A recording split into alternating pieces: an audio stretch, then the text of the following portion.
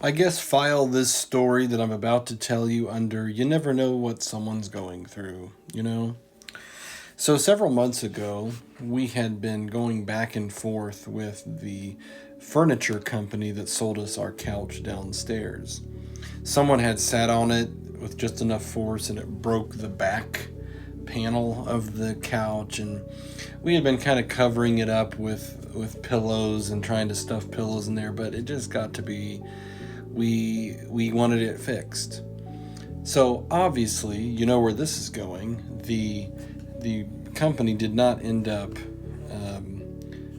doing the warranty on it, and they did not keep up their end of the bargain, if you will.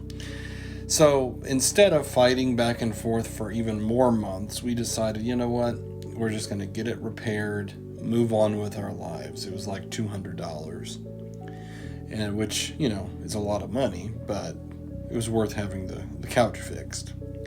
We were looking online, and I found someone in the area who could repair couches, and it seemed like he had good reviews. And even though he did this kind of on the side, you could tell by some of the reviews and stuff that they mentioned that.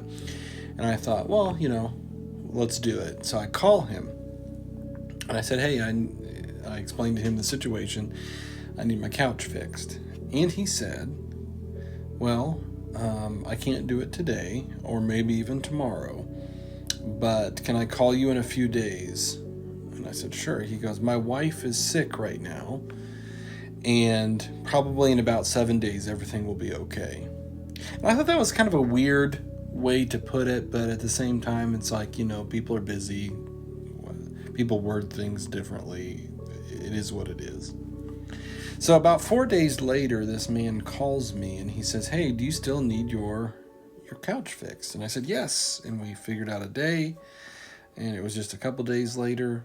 I was working from home, so I'd be there. All right, let's get it done.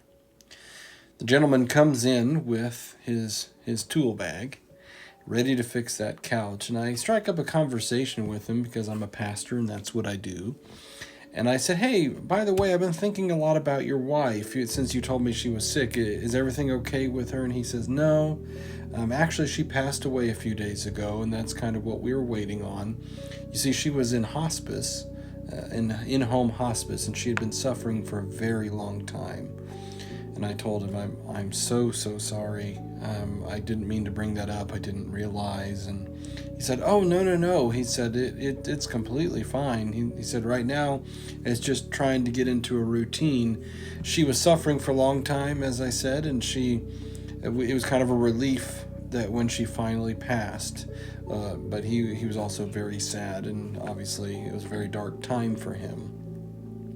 So that day that he came was the day after her actual funeral, which they had prepared and they knew it was coming and they were ready. So it's one of those things that anytime you meet someone on the street, anytime you meet someone in a setting like that, I encourage you to really think about what is it that they could be going through, because maybe they've approached you and they're just a little bit curt or, you know, short with you.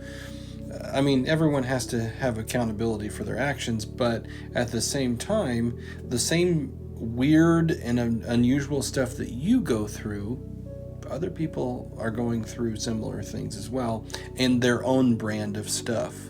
So I encourage you today to really start thinking about, you know, if someone said something, maybe hurt your feelings a little bit, what are they going through?